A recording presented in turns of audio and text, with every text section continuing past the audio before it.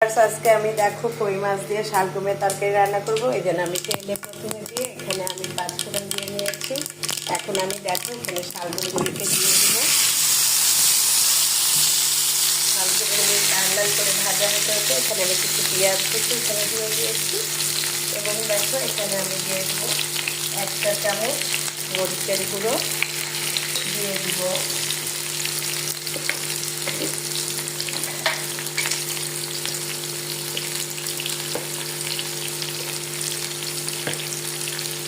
হলুদের গুঁড়ো এবং এখানে আমি দিয়ে দিব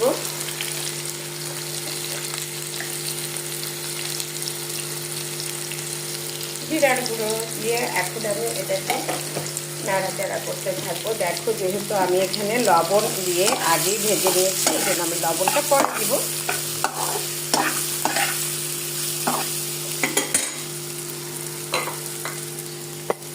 তো দেখো ভাজা ভাজা হতে হতে এখানে আমি পানি দিয়ে দিই।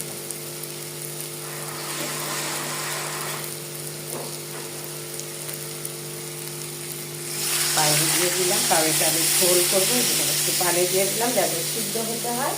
এবার আমি ঢেকে দিব এবং নামাবার আগে এই যে ভেজে রাখা কই মাছ এটা দিয়ে দিব। তোমরা ভালো থেকে সুস্থ থেকে এভাবে কই মাছ রান্না করে আমাকে রিভিউ দিও যে কেমন হয়েছে আজকের এই শালগম দিয়ে কই মাছের ঝোল।